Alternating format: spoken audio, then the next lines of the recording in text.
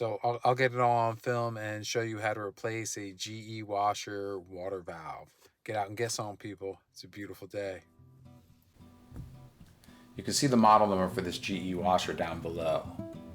First, unplug the machine to avoid electrocution. You can see that this valve is dripping. I notified the homeowner and they said they were going to call a plumber, do it themselves. Take your channel locks and start loosening the inlet, the cold water inlet, and then finish loosening the rest by hand. When you get it out, have a bucket or something handy because there's water in the hose. You want it to drip in a bucket. Then here's the hot water inlet. And then just unloosen the rest by hand. It's real simple. And then make sure you have a bucket, maybe a towel nearby helps because there's always water in these hoses. You need something for it to drip into. To gain access to the water valve, we have a screw on either side, one on the left and one on the right. They're both 1/4-inch hex head.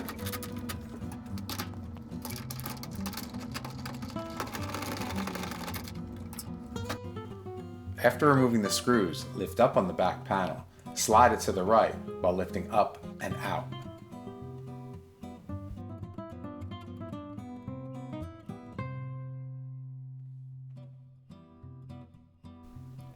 Next, grab the plastic housing on either side, pull it back towards you and up and out.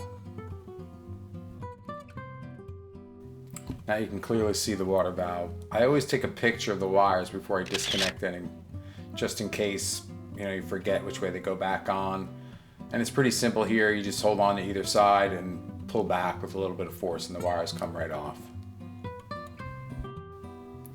Okay, there's 2 1/4-inch hex heads, one on the right and then there's another one on the left. You have to unscrew those. They hold down a bracket. There's like a silver bracket that holds down both the water valve and there's a thermostat that goes in the center that's being held in place by this bracket. So after the hardware is out, then remove the bracket and you can see the little thermostat there. Put the bracket aside and then take the water valve on either side and just pull it back towards you, up and out. There's a small gasket seated in the hole where the thermostat was. You need to take it out of the old water valve and put it into the hole in the new water valve because the new water valve doesn't come with this gasket. Then you're going to take like a Phillips head screwdriver or something and seat that gasket in there nice and tight, and then you can take the water valve and put it back up in the machine. Once the water valve is seated properly back in the machine, then take the thermostat and place it back in the center hole.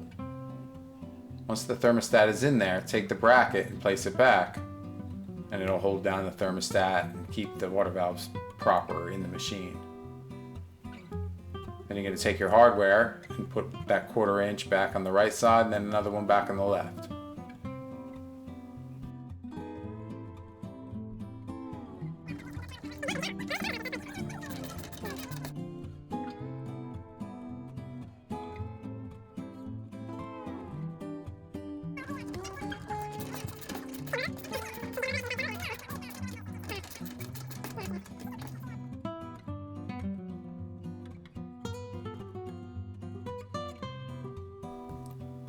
Remember to hook the hot and cold wires back up to the water valve.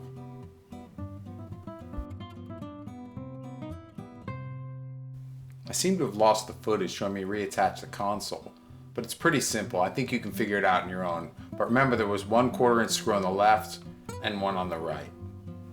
When reattaching the water inlet hoses, first start by hand, then finish tightening with the channel locks. But make sure you don't over tighten because you'll strip the plastic parts.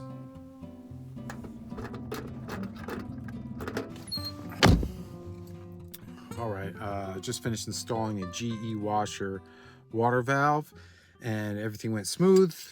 Fixed it, buttoned it back up, hooked all the hoses up, and no more drip into the drum when the washer was turned off. But before, with the faulty one, even when the washer was off, it was slowly dripping into the drum. It had a steady leak.